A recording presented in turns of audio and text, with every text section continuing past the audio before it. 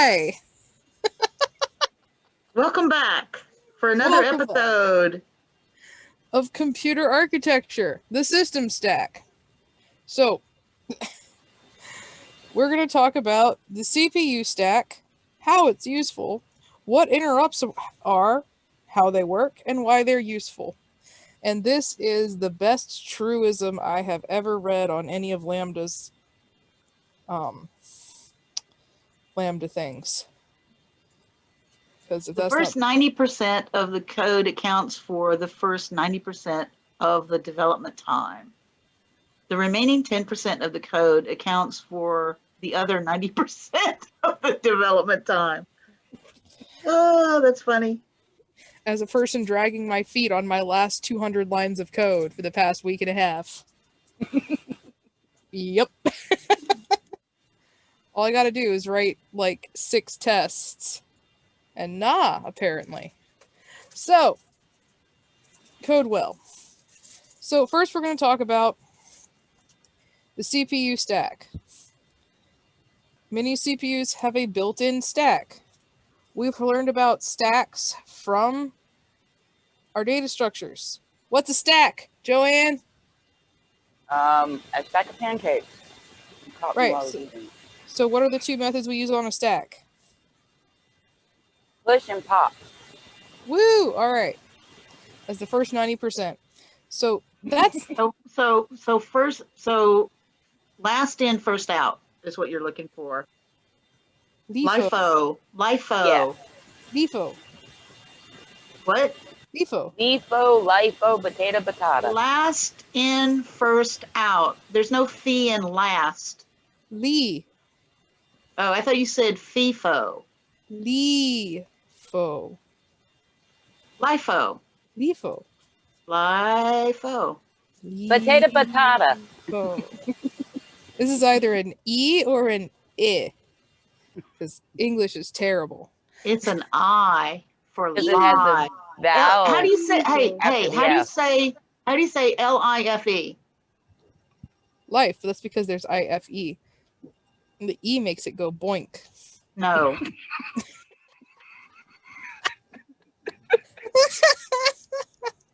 There's no boink in life. That's a different aspect of humanity. And for everybody, in case anyone is actually wondering, in Europe, this is the Wi-Fi. This is actually true. It is the Wi-Fi. We were calling it that as a joke, and it turned out it was true. So we got a stack. Joanne was correct. Stack. Back on target. You got a stack. You push it. You pop it. As a stack of pancakes. CPU has a stack. What happens if there's too many things in the stack? Your computer go boom. Stack Overflow. Stack Overflow. We all go to the website. All right. There we go. Don't do it. Stack Overflow. Your computer explodes. This is bad. Don't do it. What happens? Or you make a website called Stack Overflow and make $1 million. Yeah, that too. Too late though. What happens if there's not enough things in the stack? It's lonely. What if there's less than the minimum amount of things in the stack? It's lonely. They don't exist. Yes, hello. Who knows? It's a lonely stack. Sad stack. It's a sad stack. Oh my God. Oh God. The common uses of our stack is to temporary store values if you need to free the register for other uses. Saving registers so they can be restored after a function or an interrupt handler. So this is a cool thing, right? It is. So when you are doing something like in the kitchen, let's say you're cutting up vegetables for food, your child and or husband and or cat starts going, you put it down, you leave, you come back, and you continue from where you left off. And that's basically what a stack do. I don't have a husband or a cat. Can I substitute? Perhaps, or pet, insignificant other, significant other, neighbor, grandmother. I'm not allowed to have people over because COVID. And All right. Doc follows all the rules. I most certainly do. I have a mask on right now. That's how you don't so you don't get a computer virus. That's exactly right. I don't know where you people and your keyboards have been. I assure you, I have not moved in months. So you go away and then you come back, and it's there, just as you left it, unless you have a child or a cat that then ate all of your food while you were gone. But in theory, it's where you left it. Unless you turn off your computer. Now, I'll be right back. if you turned off your computer, and it has nothing to do with cutting carrots.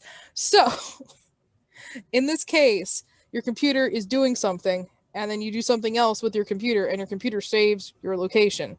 Unless you turn off your computer, or your computer crashes, or you got a virus and it ate your Saving registers so they can be restored after a function call or or interrupt handler. interrupt handler. Yes. Because if you have an interrupt, you may want to handle that. Yes. Allocating space for local variables in a subroutine call.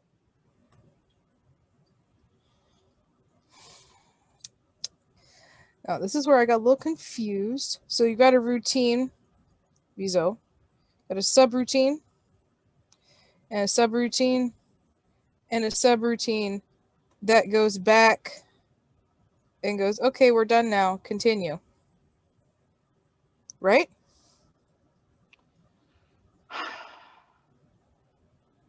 Oh. So let's say that you were doing a recursive call, which would be subroutines, right? Right. So let's say that you have, let's say that you have,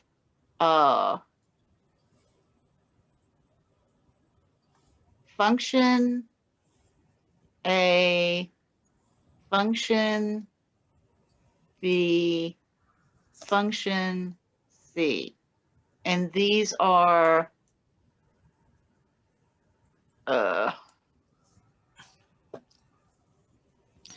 recursive. So first you put, okay, this is our call stack. So first you put on function A, then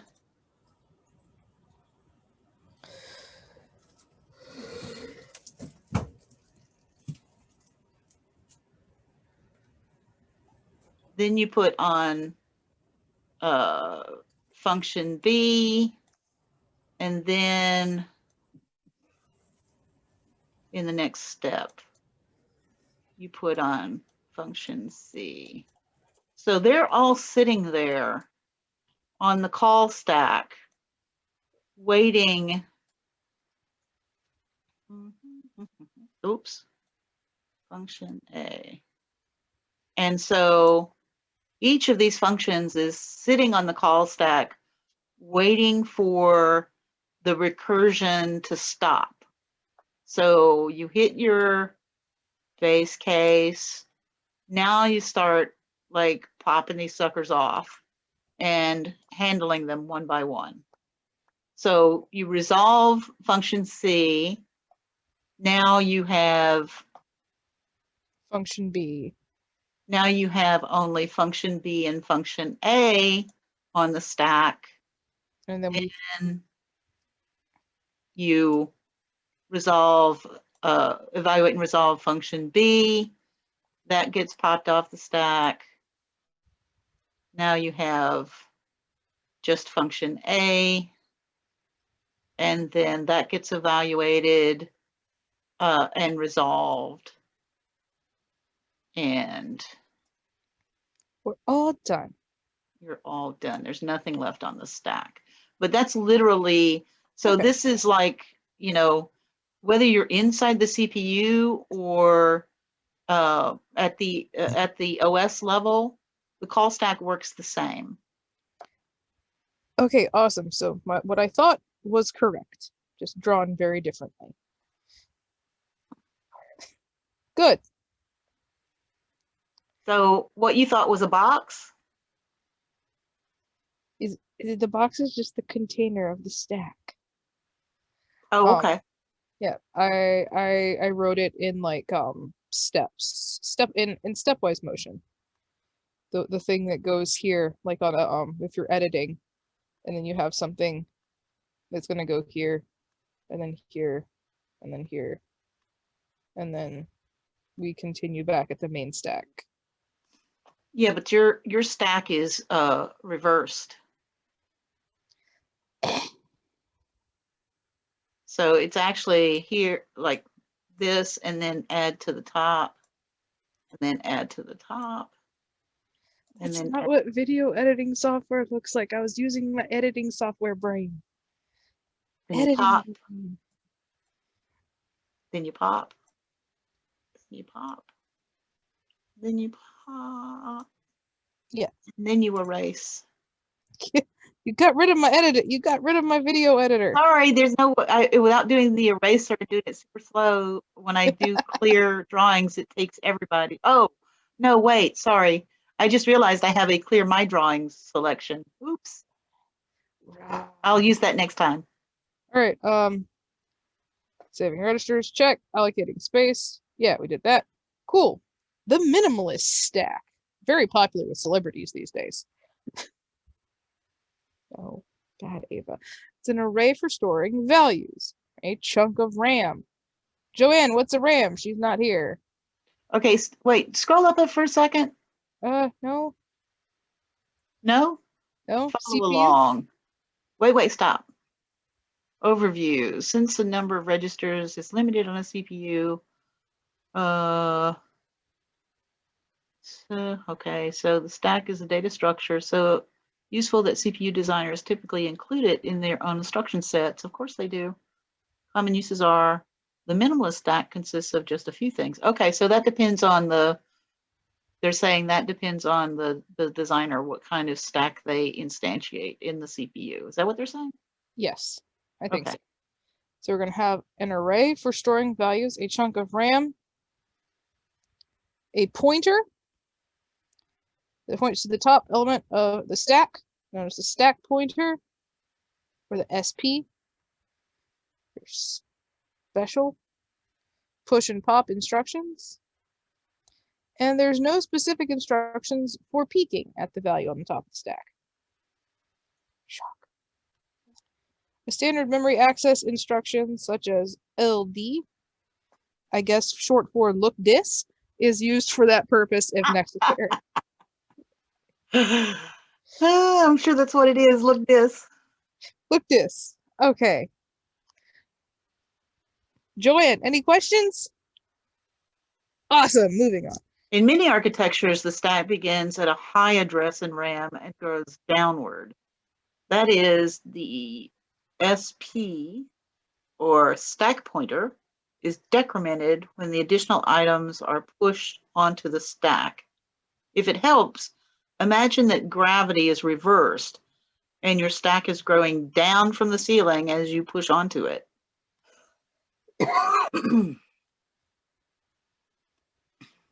Or like a stalactite.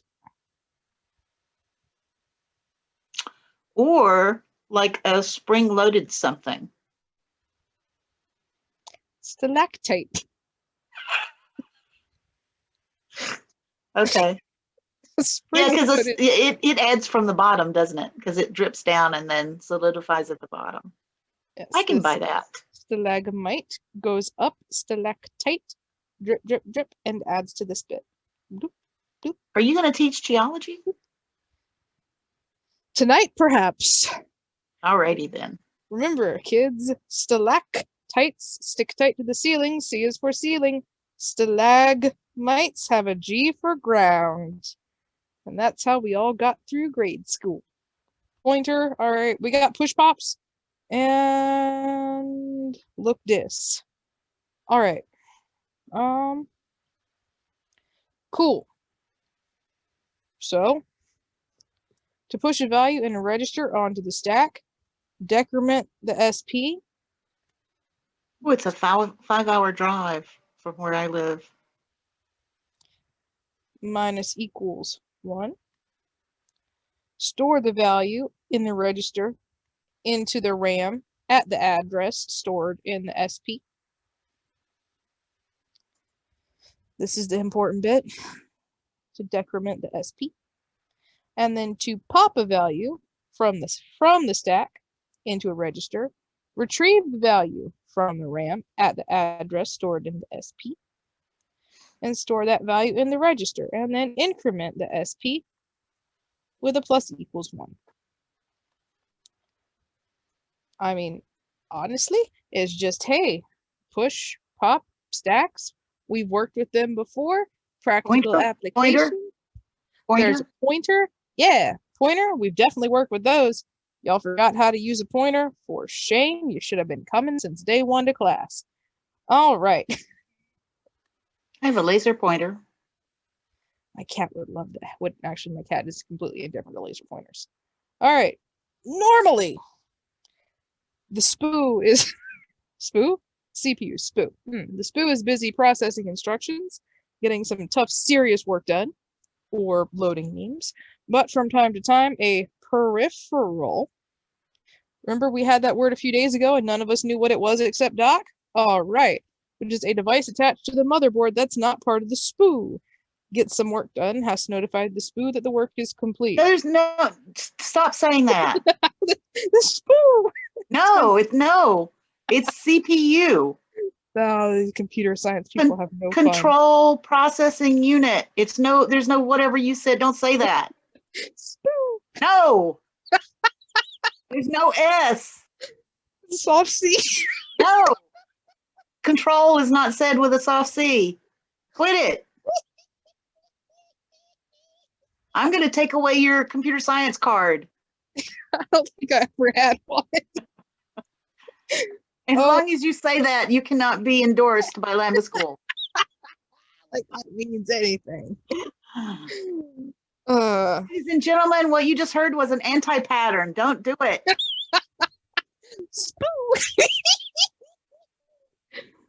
You're lucky we're virtual, because I'd be smacking you. All right.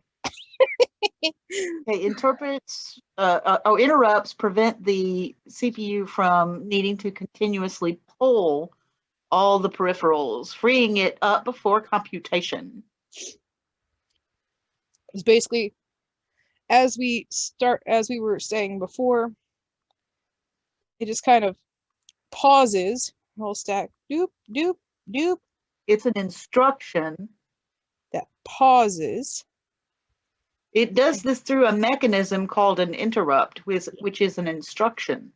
An instruction that lets the CPU stop, pause, and work on something else. And then when it's done, it picks back up the previous task to handle or service the interrupt. Okay, how much did I miss? Absolutely nothing. Another program elsewhere in memory to handle or service the interrupt. Doc and I got off on a tangent, and it's kind of like raising your hand. Like if the teacher is talking and you interrupt her by raising your hand, that's the signal, is raising your hand. What are you talking about? No one does We're talking that. about interrupts. No one does that. Earlier, we were talking about what a horrible CS student Ava is. I'm sure you were. She has deplorable language. SPOO. See? CPU. SPOO. No, nobody says that. You're teaching people bad habits. Cut it out. Well, you know what, Ava? I'm going to give my dad your number, And when he has problems with his computer, I'm going to call Ava. Well, you were supposed to do that without telling her. That's gonna be calling you like, so something's up with my spoo. Joanne, are you confused by interrupting? I don't know. I wasn't here. All right, so we have a very large stack. It's got stuff to do. It's in the process of executing things. All of a sudden, we have a peripheral Your printer raises its hand. that says, hey, beep, Over here, I got something to do. and the CPU goes, huh? And it pauses what it's doing, attends to the issue, and then continues what it was doing. All right, follow along, simplified view, but a good start of the basics. Okay, cool. We just talked about this. When a peripheral needs attention from the CPU because Very it has good. completed a task, that's so much faster to say the spoo. It gets It's not accurate. CPU's attention through an interrupt. You're teaching computer science lies. I taught political math last night. What does CPU stand for, Ava? Control processing unit. Thank you. Control. Mm-hmm. Before executing. Joanne, don't you dare encourage her. Cut that out. Before executing its regularly scheduled instruction, the CPU checks to see if any interrupts occurred. So that was our little picture. That's probably inaccurate, but we got our CPU stack. We got our little peripheral. Our peripheral goes bing, because that's the sound. And the CPU goes, ah, also bing. Goes over, attends. Get over it. The quest is resolved.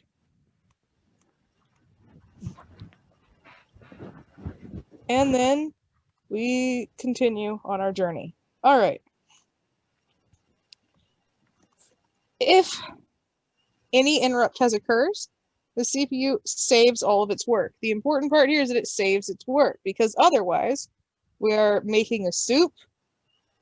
The CPU is making a soup for this analogy for no apparent reason. It's cutting vegetables. It goes over to attend to something else. Then it comes back and it has to start all over again cutting carrots. Pay attention, Mitten. She's teaching you computer science.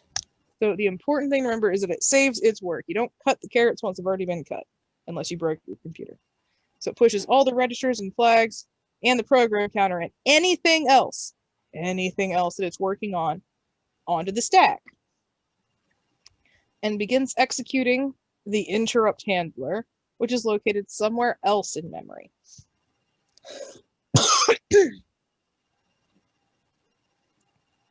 So the job of the handler is to do whatever needs to be done with the data that's arrived from the peripheral. So again, here we go.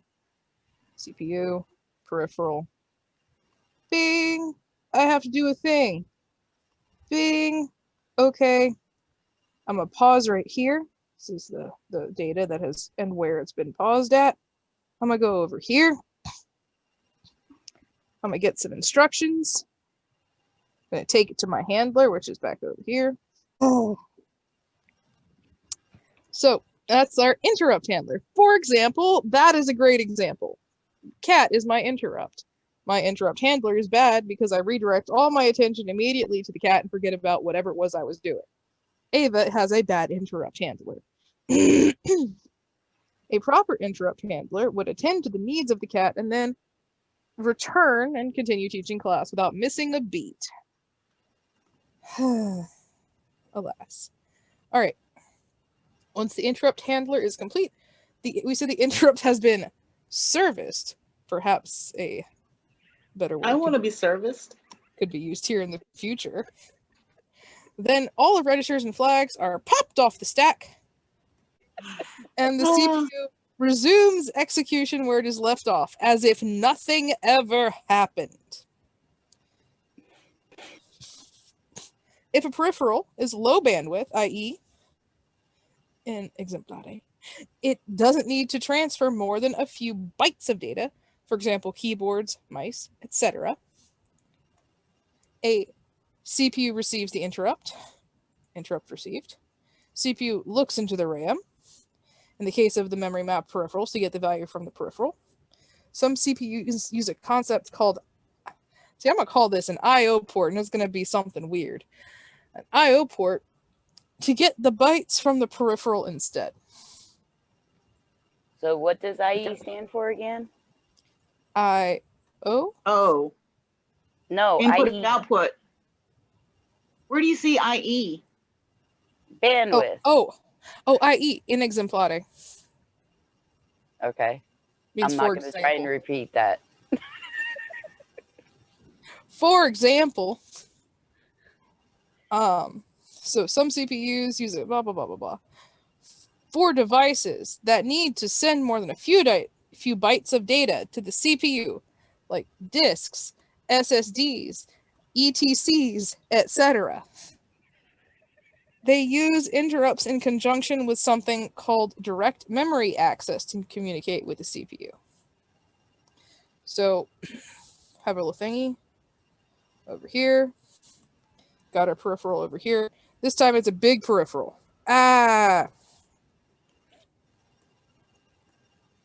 Bing, I have a job to do.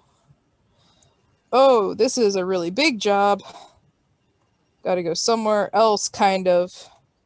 Get more stuff. Then go back. Do the thing. That's pretty much it. Okay, this is that a technical term? Go back and do the thing. Yes, very technical. This is a serious question now. So Okay.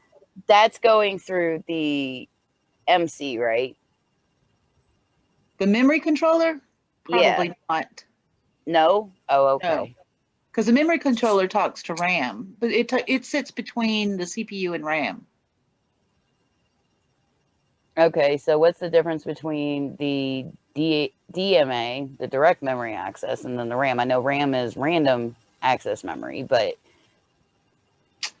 So for devices that need to send more than a few bytes of data to the CPU, disks, SSDs, etc., they use interrupts in conjunction with something called direct access memory. So you're talking about your hard drive, your SSD drives, not your RAM. Yeah. Okay. So it doesn't even touch the RAM at that point. Yeah, it's just communicating. It's reading and writing from the hard drive. Okay. As opposed to reading and writing to RAM. Temporary memory. Gotcha. Okay, Ava, continue. All right. So, challenge. Describe how a program would get the input from a keyboard if interrupts did not exist. Because it just does.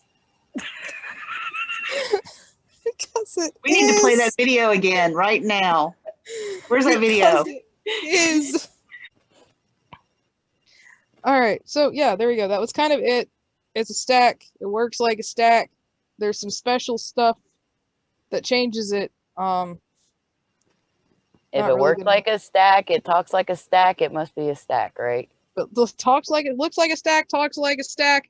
It's not technically a stack because it's computer science, but it's kind of like a stack.